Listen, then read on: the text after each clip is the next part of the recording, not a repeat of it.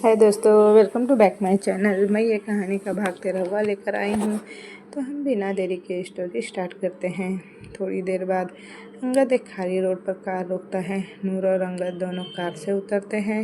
नूर अंगद की तरफ मुड़कर बोली, अब पूरी बात बताओ अंगद मुझे। अंगद गहरी सांस लेकर बोला, सो लिसन। वहीं दूसरी तरफ युवराज त्रिशा की एक फ़ोटो देख रहा था जो उसी ने खींची थी। युवराज त्रिशा की फ़ोटो को छूते हुए बोला, सब तुम्हारी वजह से हुआ है झील।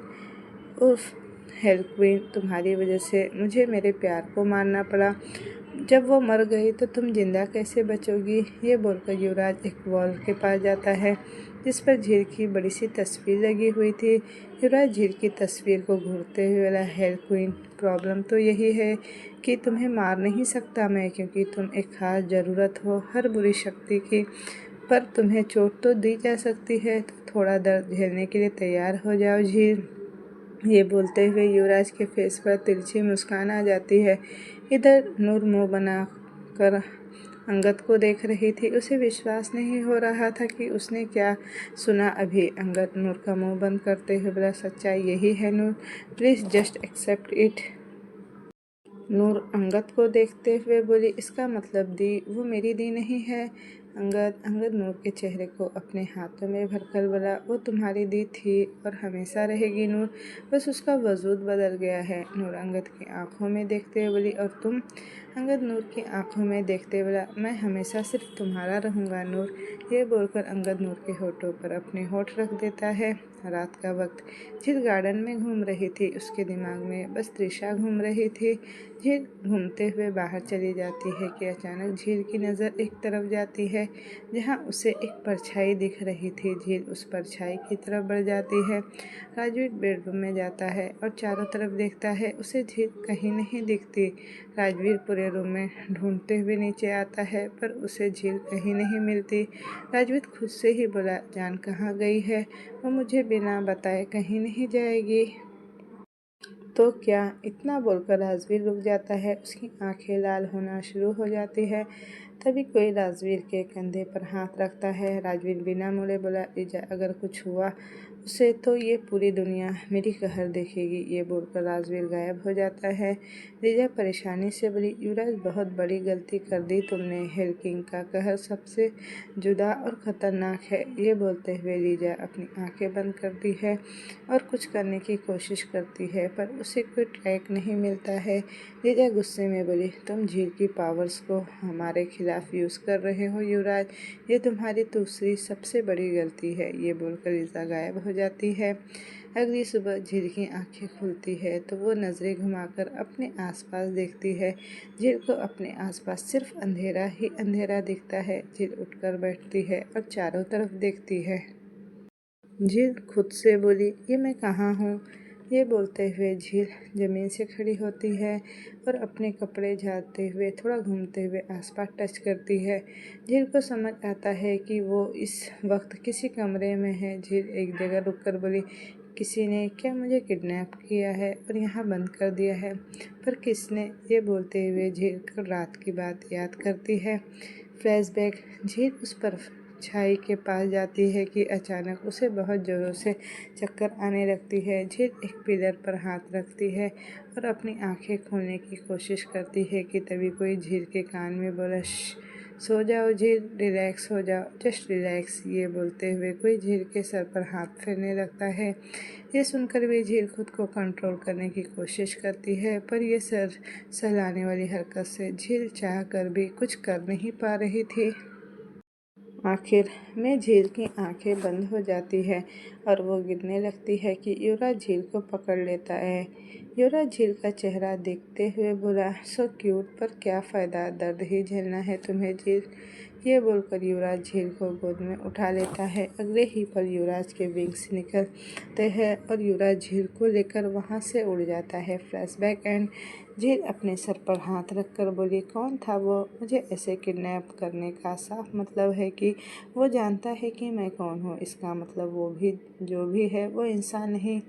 ये बोलते हुए झील गहरी सांस लेती है। झील कुछ सब सोचते हुए बोली, यहाँ से निकलने की कोई तो जगह होगी। ये बोलकर झील दीवारों पर हाथ फेरते हुए कोई खिड़की खोलने लगती है और झील को एक खिड़की मिल भी जाती है। झील उस खिड़की को ठोकती है तो झील को समझ आता है कि वो खिड़की लकड़ी का है। झील अपने कंधे के सहारे उस खिड़की को तोड़ने की कोशिश करती है, पर वो खिड़की नहीं टूटती। झील गहरी सांस लेते हुए बोली, ये कैसी खिड़की है, टूटने का नाम ही नहीं ले रही थी। ये बोलते हुए झील की नज़र एक होल पर जाती है। झील को ये करने से खिड़की नहीं टूटी, पर एक तरफ एक होल हो गया था। झील उस होल से बाहर देखती है, उसे बस पेड़ ही पेड़ दिख रहे थे। झील धीरे से बोली, क्या मैं किसी जंगल में हूँ, वो भी ऐसे बंद। ये बोलते हुए झील की दिल की धड़कनें एकदम से बढ़ जाती है। असल में झील इस वक्त एक जंगल के बीचों बीच ईंट से बने हुए कमरे में बंद थी। झील परेशान होकर उसी अंधेरे कमरे में ज़मीन पर बैठ जाती है। दूसरी तरफ अंगद अपने रूम में था और नूर के बारे में सोच रहा था। नूर के बारे में सोचते हुए अंगद के फेस पर स्माइल आ जाती है। अचानक अंगद के फ़ोन पर किसी का मैसेज आता है तो अंगद देखता है कि वो मैसेज अनिका का है। मुझे फील हो रहा है कि झील सेफ नहीं है, अगर हो सके तो एक बार चेक कर लो। ये पढ़ते ही अंगद बेड से खड़ा हो जाता है। अंगद अपनी आंखें बंद करके झील को ट्रैक करने की कोशिश करता है, पर नहीं कर पाता। अंगद आंखें खोलकर बोला, झील खुद मुझे उस तक पहुंचने से रोक रही है, पर झील ऐसा कैसे कर सकती है, उसे अभी तक अपनी पूरी पावर्स भी नहीं पता है। ये झील नहीं कर सकती तो मतलब किसी और ने झील का यूज़ किया है। ये बोलकर अंगद अपने रूम से निकल जाता है। थोड़ी देर बाद अंगद बाबा की कुटिया के बाहर खड़ा था। अंगद गहरी सांस लेकर अंदर जाता है। अंगद बाबा बिना अंगद को देख बोले, आ गए, तुम्हारा ही इंतज़ार था। ये बोलते हुए बाबा मुड़कर अंगद को देखते हैं। अंगद बिना किसी भाव के बोला, जानते हैं ना आप सब, तो बताइए क्या है ये सब। बाबा बैठते हुए बोले, अंगद मतलब रक्षक, यही काम था ना तुम्हारा, झील की रक्षा करना। अंगद बाबा को देखते हुए बोला, कर तो रहा था मैं उसकी रक्षा, पर अब वो हेल्पविन है, मैं उसका साया बनकर नहीं रह सकता। बाबा सर हिलाते हुए बोले, यही तो गलती कर दी तुमने अंगद। मून गॉडनेस में ऐसी ही इतनी बड़ी जिम्मेदारी नहीं दी थी तुम्हें। वो जानती थी कि खतरा है, तुम्हें भटकना नहीं चाहिए था, क्योंकि झील को उसकी पहचान तो पता चल गई है, पर अपनी शक्तियों का अंदाज़ा नहीं है उसे। अंगद बोला, पर उसके लिए राजवीर। बाबा बीच में ही बोले, राजवीर अंधेरा है अंगद, वो झील को वो नहीं बता सकता जो तुम बता सकते हो। पहले से ही उन दोनों में दो दुनियाओं का फ़र्क है। और अब इतना बोलकर बाबा रुक जाते हैं। अंगद बेचैनी से बोला, अब क्या बाबा। बाबा अंगद को देखते बोले, राजवीर अभी तक शांत है, जबकि उसकी दीवानगी उसकी नज़रों से दूर है। ये शांति भयानक है। ये बोलते हुए बाबा खड़े हो जाते हैं और खिड़की के पास जाते हैं। अंगद बाबा को ही देख रहा था। बाबा परेशानी से बोले, अंगद भगवान है तो शैतान भी है, दोनों ही इस पृथ्वी के लिए ज़रूरी है। राजवीर शैतान ही नहीं, नर्क का राजा है, और उसकी एक ही कमजोरी है, वो है झील। अब शायद तबाही है, क्योंकि राजवीर बेरहम है। ये बोलते हुए बाबा मुड़कर अंगद को देखते हैं। अंगद बाबा को गौर से देखते हुए बोला, बाबा आप डर रहे हैं। बाबा सर हिलाते हुए बोले, डरने की वजह है अंगद, झील जल्द से जल्द वीर को मिल जाए तो अच्छा है, वरना मंजरे ए दीवानगी का गवाह पूरी कायनात बनेगी। झील अपना सर घुटने के बीच छुपाकर बैठी हुई थी। झील को नहीं पता था कि वो यहाँ कब से है, पर उसे ये एहसास था कि उसे 2 दिन से ज़्यादा हो गए हैं यहाँ। झील से मिलने अब तक कोई नहीं आया था। अभी भी झील वैसे ही बैठी हुई थी कि तभी एक आवाज़ आती है तो झील अपना सर उठाकर सामने देखती है। किसी ने अभी गेट खोला था। सामने से आती हुई रोशनी की वजह से झील अपनी आंखें बंद कर लेती है। झील को जूते की आवाज़ आ रही थी। थोड़ी देर बाद झील अपनी आंखें खोलती है। झील सामने एक आदमी को देखती है। झील धीरे से खड़ी होती है और उस आदमी की आंखों में देखती है, क्योंकि उसके चेहरे पर एक मास्क था। झील उन आँखों को पहचानती है। झील हैरानी से बोली, तुम वही हो ना जिसने उस दिन रोड पर मेरा हाथ पकड़ा था। हाँ तुम वही हो। तुमने मेरा किडनैप किया है, पर क्यों। ये बोलते हुए झील उस आदमी के सामने जाती है। वो आदमी झील को देखते हुए अपना मास्क हटा देता है। झील उसके चेहरे को देखती है। उसे ये चेहरा कहीं देखा देखा सा लगता है। युवराज झील के चेहरे पर झुककर बोला, खो गई मेरे चेहरे में। ये बोलते हुए युवराज झील का चेहरा टच करने के लिए अपना हाथ उठाता है कि तभी झील 2 कदम पीछे हो जाती है। झील गुस्से से बोली, don't you dare to touch me. ये बोलते हुए झील युवराज को घूरने लगती है। युवराज अपना हाथ नीचे करके बोला, एंजल हो तुम, पर पूरी आग है तुम में। कोई भी तुम पर फिदा हो सकता है, फिर राजवीर क्या ही चीज़ है। ये बोलते हुए युवराज झील को ऊपर से नीचे तक देखता है। झील युवराज को देखते हुए बोली, अपनी गंदी नज़रों से देखना बंद करो मुझे, और मुझे ये बताओ कि तुमने मुझे यहाँ रखा क्यों है। ये बोलते हुए झील अपना हाथ आगे करती है। तभी युवराज झील का हाथ पकड़कर उसे अपनी तरफ खींचता है। झील सीधे राजवीर से टकराती है। युवराज झील के दोनों हाथों को पकड़कर मोड़ते हुए झील की पीठ से लगा देता है। युवराज झील के हाथ पर अपनी पकड़ कसते हुए बोला, गलती करना तुम्हारी आदत है झील। ये बोलते हुए युवराज की नज़र झील के होठों पर जाती है। झील युवराज की नज़रों को देखते हुए उसे ज़ोर से धक्का देती है, तो युवराज थोड़ा लड़खड़ा जाता है। झील चिल्लाते हुए बोली, खबरदार, जो मेरे करीब आने की कोशिश भी की तो दूर रहना मुझसे। ये बोलते हुए झील गुस्से में युवराज को घूरने लगती है। युवराज सर टेढ़ाकर झील को ढकेलते हुए बोला, उफ, ये गुस्सा तुम्हें देखकर लगता है कि तुम्हें किडनैप करके मैंने बहुत सही किया। तुम्हें दर्द देने के साथ तुम्हारे साथ और भी बहुत कुछ किया जा सकता है। ये बोलते हुए युवराज झील की तरफ बढ़ने लगता है कि तभी झील बेहद सर्द आवाज़ में बोली, वहीं रुक जाओ। ये बोलते हुए झील अपने दोनों हाथ खोल देती है। झील की आंखें डार्क ब्लू हो गई थी। युवराज झील के आसपास देखता है। आसपास सब जमने लगता है। युवराज धीरे से बोला, फ्रोजन, तुम्हारे पावर है। ये खूबी हजारों सालों में किसी एक को मिलती है, और अब की बार वो तुम हो। तुम्हारी ये शक्ति तुम्हें हद से ज़्यादा खास बना रही है झील। बोलते हुए युवराज झील को देखता है, जो उसे ही बुरी तरह से घूर रही थी। झील युवराज को घूरते हुए बोली, मैं जान लेना नहीं जानती, पर अगर मुझे अपने आप को बचाने के लिए तुम्हारी जान लेनी पड़े तो मैं पीछे नहीं हटूंगी। ये बोलते हुए झील लंबी लंबी सांसें लेने लगती है। युवराज अपनी भौहें चढ़ाते हुए बोला, जान लेना तुम्हारी आदत नहीं है, पर वीर की तो है। तुम 2 दिन से हो यहाँ, वो अभी तक तुम्हें ढूंढ नहीं पाया। How is this possible. Yuvraj की बात सुन झील शांत होने लगती है। थोड़ी ही देर में झील पूरी तरह शांत हो जाती है, पर जो जमीन और दीवार झील के असर की वजह से जम गए थे, वो अभी तक जमी हुई थी। युवराज वापस से बोला, सोचो झील, राजवीर हेल्किंग है, फिर भी वो तुम्हें अभी तक ढूंढ नहीं पाया, या तुम्हें वो ढूंढना ही नहीं चाहता। तुम्हें पता है लीजा, वो राजवीर से प्यार करती है, तो कुछ भी हो सकता है। ये बोलते हुए युवराज के फेस पर तिरछी मुस्कुराहट आ जाती है। वहीं युवराज की बात सुन झील कुछ पल बिना किसी भाव के युवराज को देखती है।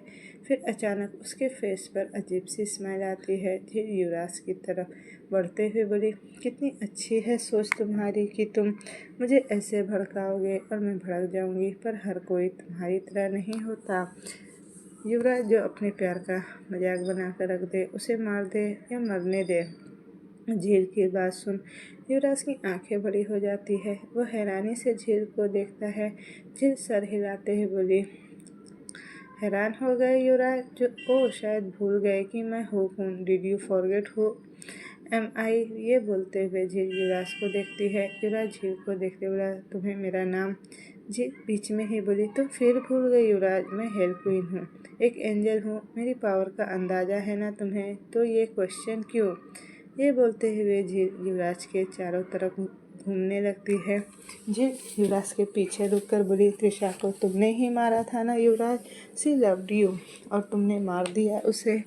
झील की बात सुन युवराज झटके से मुड़ता है और अपना हाथ आगे करता है। झील युवराज से 2 कदम दूर होकर बोली, ये गलती नहीं, वरना पछताने का भी मौका नहीं मिलेगा तुम्हें। ये बोलते हुए झील युवराज को देख रही थी। युवराज झील को घूरते हुए बोला, छोड़ूंगा नहीं मैं तुम्हें झील। झील मुस्कुराते हुए बोली, पकड़ कर तो देखो, तुम्हें चलने लायक नहीं छोड़ूंगी। युवराज झील को देखते बोला, कोई नहीं बचाने आएगा तुम्हें झील। ये बोलकर युवराज वहाँ से चला जाता है, पर गेट बंद कर देता है। युवराज एक चेयर पर बैठा हुआ था और झील की तस्वीर देख रहा था। युवराज के हाथ में एक शराब का ग्लास था। झील की फोटो देखते हुए युवराज गुस्से से उस ग्लास को जमीन पर फेंकता है। युवराज दांत पीसते हुए बोला, झील, मन तो कर रहा है कि तुम्हें जान से मार दूं, पर नहीं मार सकता क्योंकि तुम ज़रूरत हो मेरी। ये बोलते हुए युवराज चेयर से खड़ा हो जाता है। युवराज लड़खड़ाते हुए झील की तस्वीर के पास जाता है।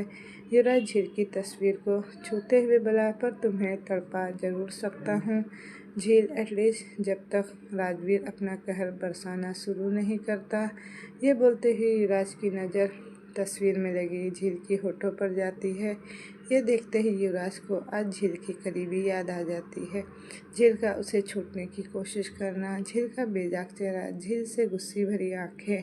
युवराज सर हिलाते हुए बोला, नो नो नो झील, तुम मुझे ऐसे कंट्रोल नहीं कर सकती। मैं राजवीर नहीं हूँ जो तुम्हारी खूबसूरती पर फना हो जाऊँ। ऐसा नहीं होगा। ये बोलते हुए युवराज कुछ पल झील की तस्वीर को देखता है और फिर वहाँ से चला जाता है। वहीं दूसरी तरफ लीजा एक बड़े से दरवाजे के सामने खड़ी थी। वो दरवाज़ा पूरा ब्लैक कलर का था, मानो वो इस हेल में ही दूसरा हेल हो। लीजा परेशानी से उस दरवाजे को देख रही थी कि तभी से विनी बोली, हेल किंग अंदर है। ये बोलते हुए विनी लीजा के बगल में आ जाती है। लीजा सर हिलाते हुए बोली, हाँ, और आज मुझे पहली बार डर लग रहा है विनी। लीजा को देखते बोली, क्यों लीजा? लीजा परेशानी से बोली, हेल किंग दूसरी बार इस कमरे में गए हैं। पहली बार तब गए थे जब वो हेल किंग बनने वाले थे, और दूसरी बार अब जब झील गायब है। विनी लीजा को देखते बोली, तो क्या मतलब है इस बात का? लीजा हल्की घबराहट से बोली, विनी, हेल किंग का इस कमरे में आने वाली तबाही का इशारा है। आज की शांति ही है धरती पर, कल वो प्रलय बन सकती है। मुझे नहीं पता झील के न मिलने से अब क्या ही होगा। विनी लीजा को गौर से देखते बोली, लीजा तुम हेल किंग से? लीजा बीच में ही बोली, बस विनी, बहुत बात हो गई, तुम जाकर सबको हेल किंग के बारे में बता दो। लीजा की बात सुन विनी चली जाती है। लीजा एक नज़र विनी को जाते देखकर उस ब्लैक दरवाजे पर हाथ रखती है। लीजा खोई हुई सी बोली, जो कभी सच नहीं हो सकता वो बात अगर जुआ पर न आए तो ही अच्छा होता है। ये बोलकर लीजा वहाँ से जाने के लिए मुड़ जाती है कि तभी लीजा को दरवाजे की दूसरी तरफ से एक डरावनी आवाज़ सुनाई देती है, जिसे सुनते ही लीजा के रोंगटे खड़े हो जाते हैं। लीजा सर घुमाकर उस दरवाजे की तरफ देखती है। इस वक्त लीजा हल्का हल्का कांप रही थी। अगली सुबह नूर हॉल में खड़ी थी और न्यूज़ देख रही थी। कल रात ही केरल में आया एक भयानक तूफान। इस तूफान की कोई वजह अभी तक नज़र में नहीं आई, पर तूफान की वजह से करीब 200 लोगों की जान जा चुकी है और तूफान अभी तक थमा नहीं है। नूर खुद से बोली, ये अचानक क्या हो रहा है? तभी एक और न्यूज़ आती है। ब्रेकिंग न्यूज़, अंटार्कटिका में ग्लेशियर पिघलने की न्यूज़ सामने आ रही है। इन ग्लेशियर्स के पिघलने की वजह से अनेक तरह के जानलेवा वायरस पैदा हो सकते हैं। एक नई खबर आई है कि न्यूयॉर्क में एक प्लेन क्रैश हुआ। सूत्रों के मुताबिक प्लेन में जितने भी लोग मौजूद थे सभी की मौत हो चुकी थी। किसी को कोई खबर नहीं अभी तक।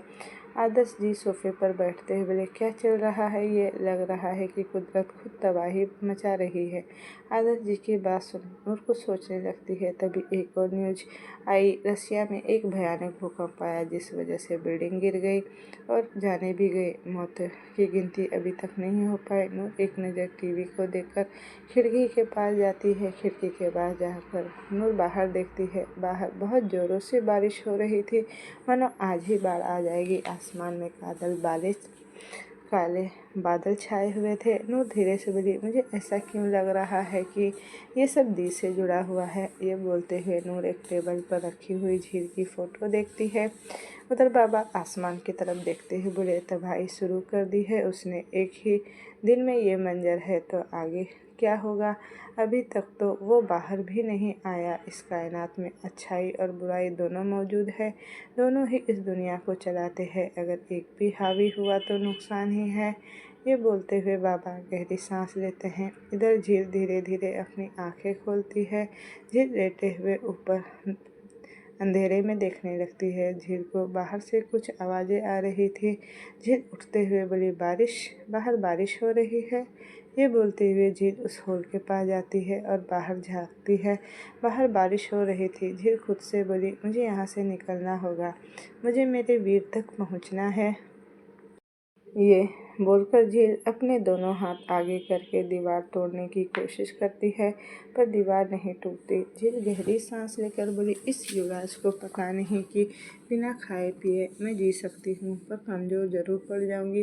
पर कल मैंने अपनी पावर यूज़ की। फिर इतना बोलकर झील रुक जाती है। झील अपनी आंखें बंद करके कल की सारी बातें याद करती है। सारी बात याद करते ही झील को गुस्सा आने लगता है। झील अपने दोनों हाथ आगे करती है तो कुछ ही देर में दीवार टूट जाती है। झील घुटने के बल गिरकर लंबी लंबी सांसें लेने लगती है। झील धीरे से बोली, मेरा गुस्सा ही इस वक्त मेरी ताकत है। कम ऑन झील, अब भागना होगा यहाँ से। ये बोलते हुए झील खड़ी होती है और आगे बढ़ जाती है। वहीं दूसरी तरफ नूर अंगद को कॉल कर रही थी, पर अंगद कॉल नहीं उठा रहा था। नूर परेशान होते हुए बोली, अब इसे क्या हुआ है। 2 दिन से बात नहीं हुई है और अब ये फ़ोन भी नहीं उठा रहा। ये बोलते हुए नूर बेड पर बैठ जाती है। नूर कुछ सोचते हुए बोली, कहीं दी से रिलेटेड कोई बात तो नहीं है। अंगद दी का रक्षक है, हो सकता है दी से रिलेटेड ही कुछ हो, पर मुझे कैसे पता चलेगा।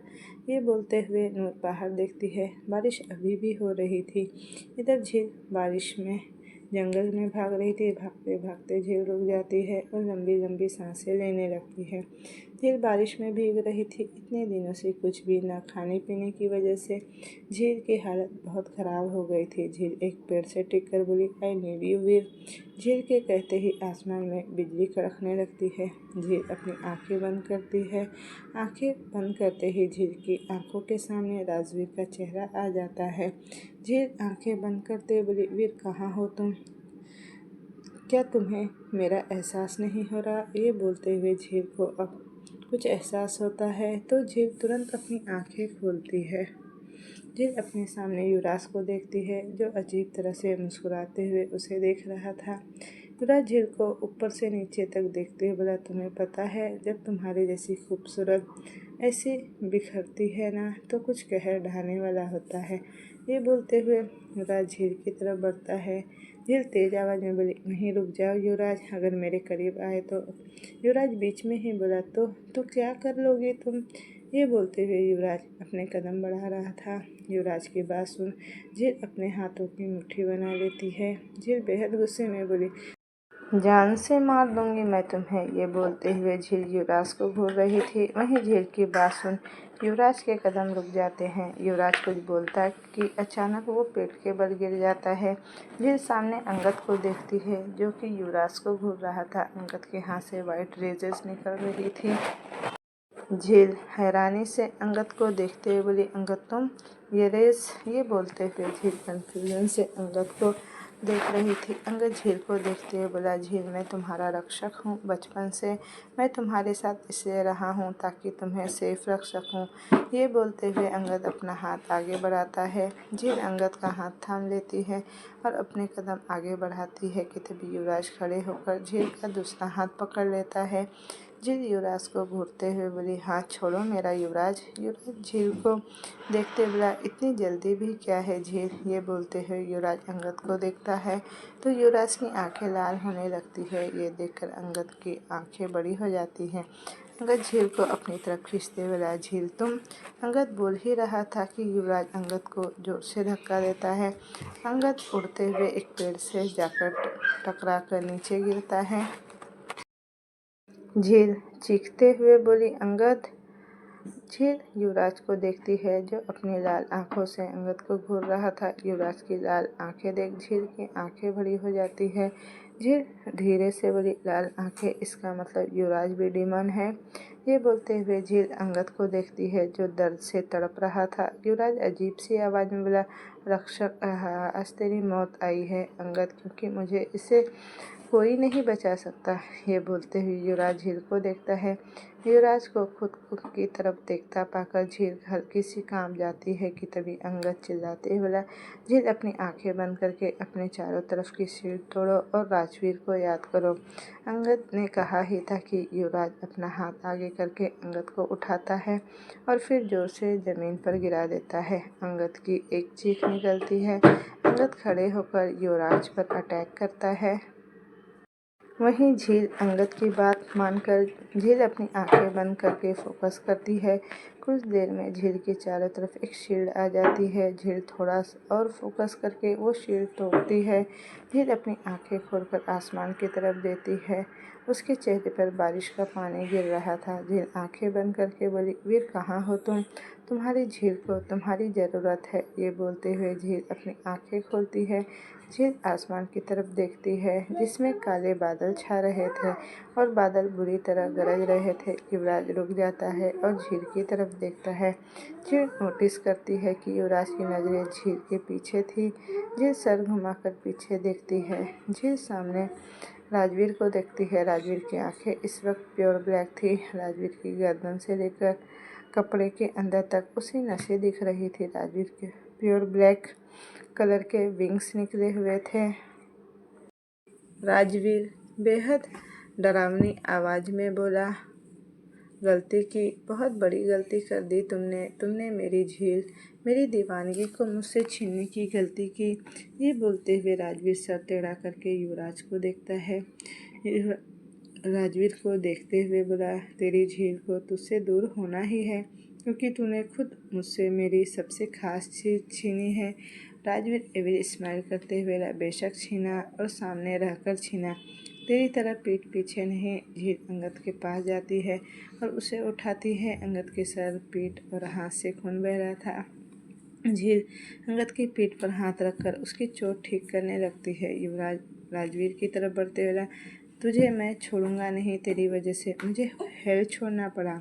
ये बोलते हुए युवराज राजवीर की तरफ अटैक करता है। राजवीर एक चुटकी बजाता है, उसके सामने एक लेयर आ जाती है। राजवीर सर टेढ़ा कर युवराज को देखते हुए बोला, तुम भले ही एक डिमोन हो, पर मैं एक हेल किंग हूँ। युवराज झील अंगद को देखते बोली, तुम ठीक तो हो ना अंगद? ये बोलते हुए झील अंगद के सर पर हाथ रखती है। अंगद अधखुली आंखों से झील को देख रहा था। अंगद धीरे से बोला, झील तुम मेरे जख्म भर रही हो, पर तुम मुझे एनर्जी नहीं दे सकती हो, तुम खुद बहुत कमज़ोर हो। ये बोलते हुए अंगद झील के पीछे देखता है। अंगद की नज़रों को फॉलो करते हुए झील भी पीछे देखती है तो उसकी आंखें बड़ी हो जाती है। राजवीर ने अपने दोनों हाथ फैला रखे थे और साथ ही उसके विंग्स फैले हुए थे। वहीं युवराज भी राजवीर को घेरे हुए था, उसकी ओलिग्री विंग्स फैले हुए थे। झील हैरानी से बोली, ये सब क्या हो रहा है? ये बोलते हुए झील राजवीर को देख रही थी जो युवराज को घूर रहा था।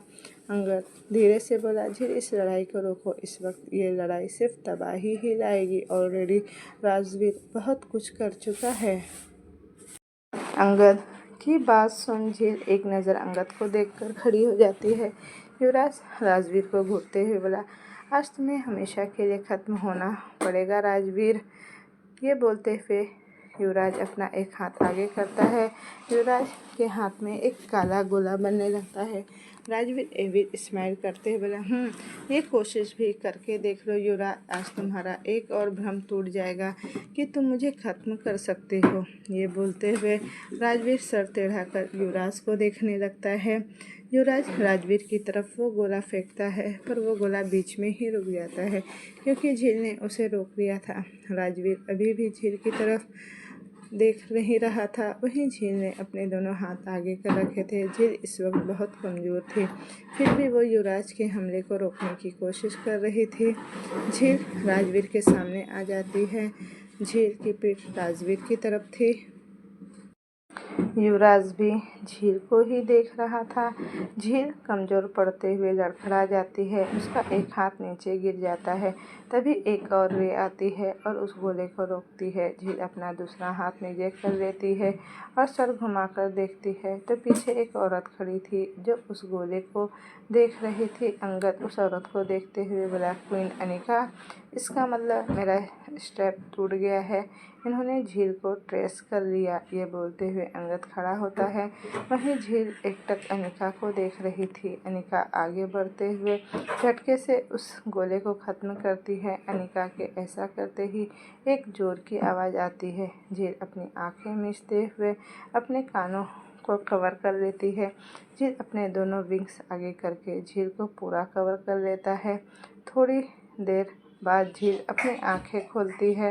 आंखें खोलते हुए झील की आंखों के सामने राजवीर के ब्लैक विंग्स थे। झील अपने कान से हाथ हटाकर सर घुमाते हुए अनिका को देखती है। झील की सिर्फ आंखें विंग से बाहर थी, इसलिए उसे अनिका का चेहरा दिख रहा था, पर अनिका को सिर्फ झील की नीली आंखें दिख रही थी। कोई कुछ रिएक्ट करता उससे पहले ही राजवीर झील को लेकर वहां से गायब हो जाता है। युवराज भी वहां से गायब हो जाता है। अंगद और अनिका एक दूसरे को देखते हैं। अनिका रूंधे गले से बोली, वो मेरी झील थी। आज पहली बार मैंने उसकी झलक देखी, पर फिर भी उसका चेहरा पूरा नहीं देख पाई। ये बोलते हुए अनिका की आंख से एक आंसू कतरा बह गया। अंगद अनिका को देखते हुए बोला, इससे ज़्यादा शायद ही आप उसे देख पाएंगी, क्योंकि अब राजवीर झील पर किसी की परछाई भी नहीं पड़ने देगा। वो इस वक्त एक कयामत है। अंगद की बात सुन अनिका कुछ नहीं कहती। दूसरी तरफ राजवीर झील को सीधे लेकर पहुंचता है और झील को छोड़ देता है। झील राजवीर को देखती है, जिसके चेहरे पर अभी कोई भाव नहीं थे। इस वक्त दोनों उसी ब्लैक दरवाजे के सामने खड़े थे। झील कुछ बोलती कि राजवीर झील को खींचते हुए उस दरवाजे के सामने ले जाता है। दोनों के अंदर जाते ही वो दरवाज़ा बंद हो जाता है। झील चारों तरफ देखती है। वो एक बहुत बड़ा बेडरूम था, पर पूरा ब्लैक और बहुत ज़्यादा डरावना भी। झील चारों तरफ देखते हुए बोली, वीर, ये किसका रूम है? राजवीर झील के पीछे से बोला, मेरा ही है जान, पर इस कमरे में आज तक कोई नहीं आया, क्योंकि ये दूसरा हेल है। ये बोलते हुए राजवीर झील के दोनों हाथ पर अपने हाथ फेरते हुए नीचे ले जाता है और झील के हाथों से अपने हाथ इंटरवाइन करता है। झील धीरे से बोली, वीर, तुम मुझे यहाँ लेकर क्यों आए हो? राजवीर झील के कान में बोला, क्यों जान, डर लग रहा है क्या? ये बोलते हुए राजवीर झील के कान पर किस करता है। झील अपनी थूक निगलते हुए बोली, वीर, तुम नाराज़ हो क्या मुझसे? ये बोलते हुए झील की आंखें नम हो जाती हैं। राजवीर झील की गर्दन पर अपनी नोज़ रब करते हुए बोला, क्यों नहीं होना चाहिए जान? तुम मुझे बिना बताए घर से बाहर जाती हो और किडनैप हो जाती हो। कोई दूसरा तुम्हारी पावर को मेरे खिलाफ उसे यूज़ करता है ताकि मैं तुम तक ना पहुंच पाऊँ। किसकी गलती है ये जान? ये बोलते हुए राजवीर झील की गर्दन पर किस करता है। झील राजवीर के सीने पर सर टिकाते हुए बोली, वीर, आई एम सॉरी, मुझे नहीं पता था कि। झील बोल ही रही थी कि राजवीर झट से झील को अपनी तरफ खींच लेता है।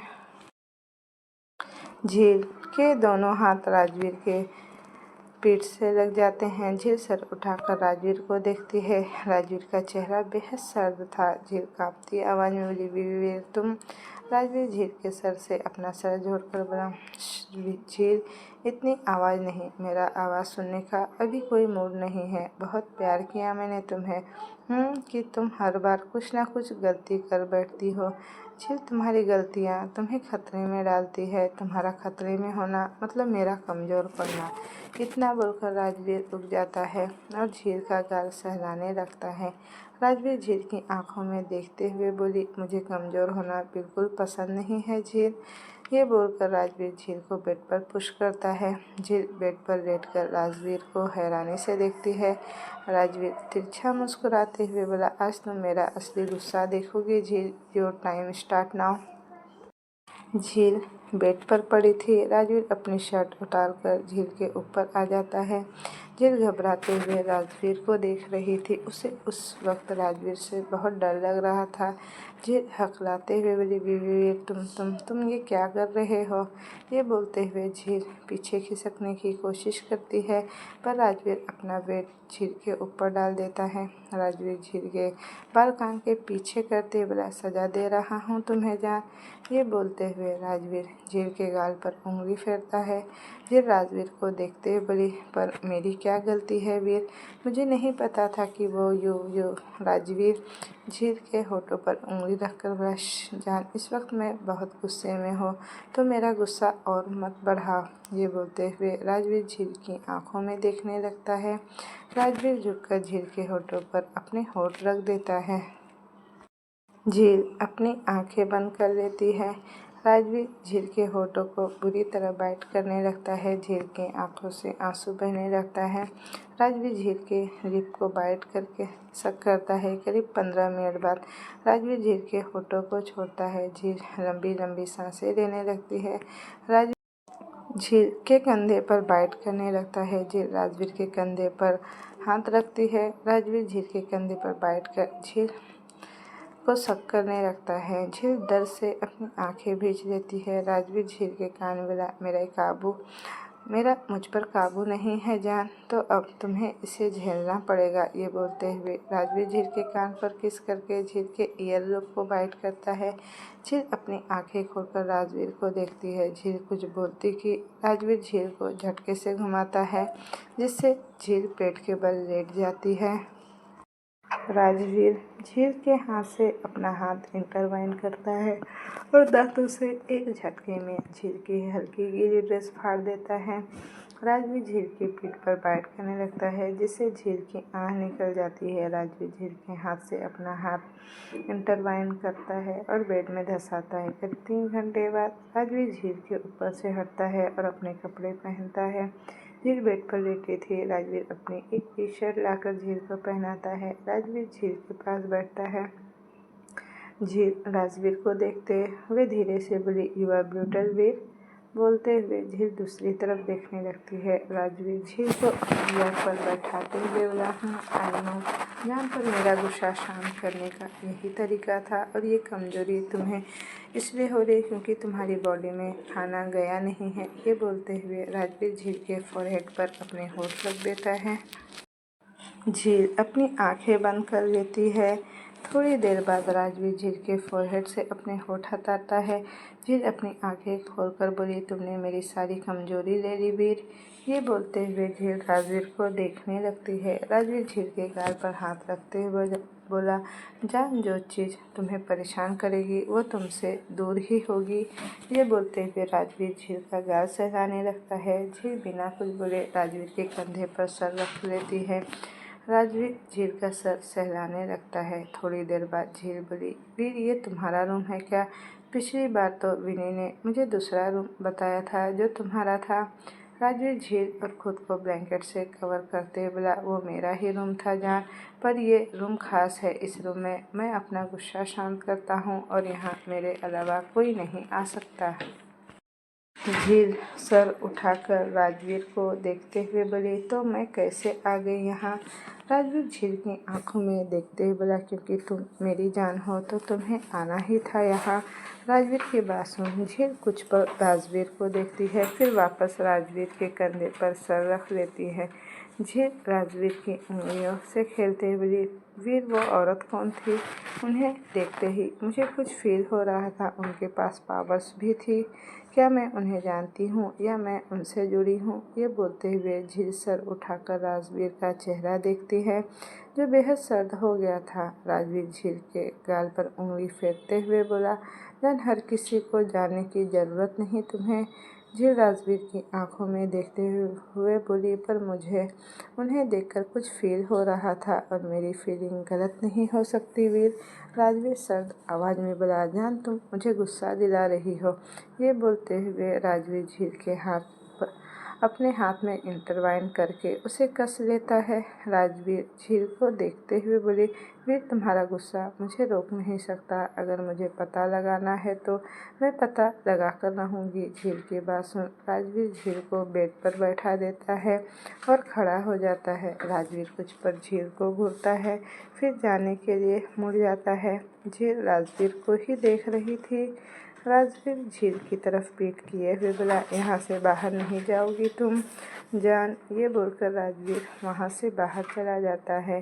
तो दोस्तों ये कहानी अब मैं यहीं तक रहने देती हूँ। इसका नेक्स्ट पार्ट मैं जल्द ही लेकर आऊँगी। तो मुझे कमेंट में बताइएगा कि आपको स्टोरी कैसी लगी। अगर आपको स्टोरी अच्छी लगी और आपको इसी तरह की स्टोरी चाहिए तो मेरे को लाइक शेयर और सब्सक्राइब ज़रूर कीजिएगा। Thank you for watching. Bye bye.